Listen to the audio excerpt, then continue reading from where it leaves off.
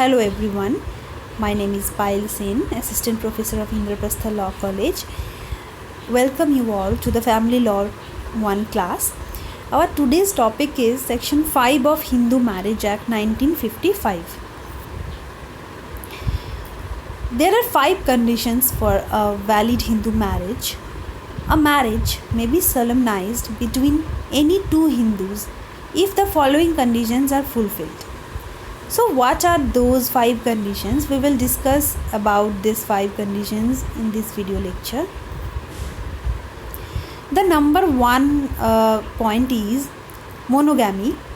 That is, neither party has a spouse living at the time of the marriage. Any of the party means the party to the marriage, that is the bridegroom and the bride. They should not have any living spouse which are priorly married, in which they are priorly married at the time of the marriage. That means we can say that bigamy and polygamy is strictly prohibited in Hindu law. Only monogamy is allowed. So for a valid marriage, one should do a monogamy, that is single marriage. Second point is, at the time of the marriage, neither party is incapable of giving a valid consent to it in consequence of unsoundness of mind. The person to the marriage, the party to the marriage, that is the bridegroom and the bride, should be a sane person. He should not has any unsoundness of mind.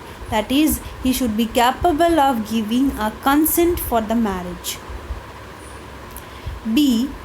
Though capable of giving a valid consent, has been suffering from mental disorder of such a kind or to such an extent as to be unfit for marriage and the procreation of child. Sometimes it happens that the party to the marriage is that much capable of giving a valid consent, but he is not capable of understanding the importance of marriage, the importance of relations, and also he is incapable of procreation of child. In that case, it is not valid. The person should be capable of procreation of child, as we know that the procreation of child is one of the major purpose for marriage. So that should be done. C. Has been subject to recurrent attacks of insanity. The person should not have any type of physical psychological disorder. That means idiocy or insanity or unsoundness of mind. These things should not happen, and maybe the insanity attacks of some for some times, not it is not permanent, but it is a temporary one, maybe only for 5 minutes per day. For the whole day it should not be there. Any type of recurrent attack should not be there. So we can in one line we can say that the party to the marriage should be of sane mind. He should not be insane.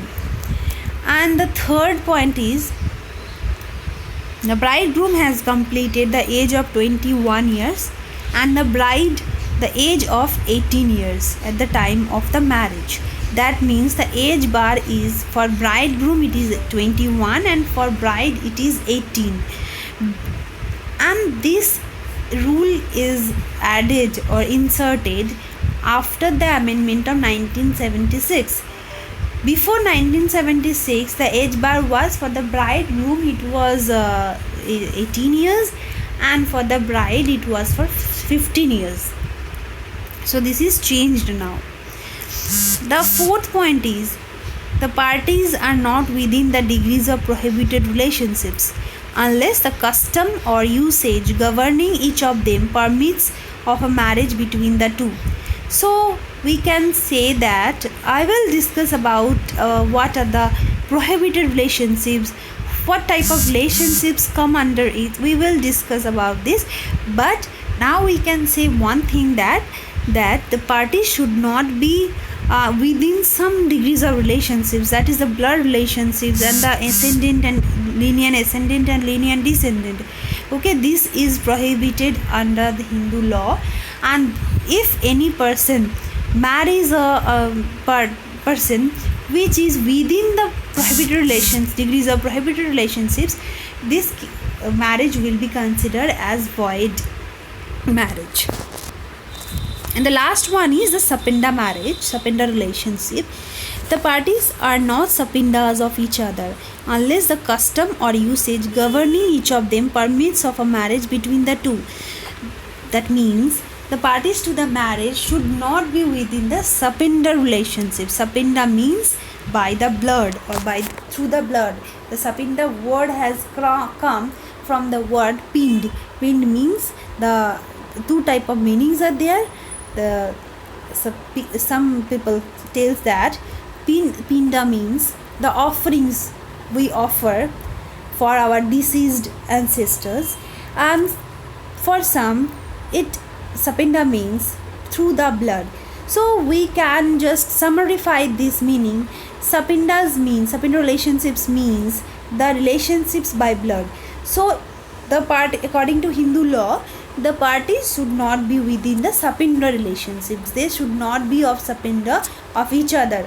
So the last two provisions, that is the degrees of prohibited relationships and Sapindas, these can be allowed if the custom or usage allows them, because we know that the family law is a customary law. The Hindu law, the Muslim law, these are the customary law. That means customs and usages, practices are given values.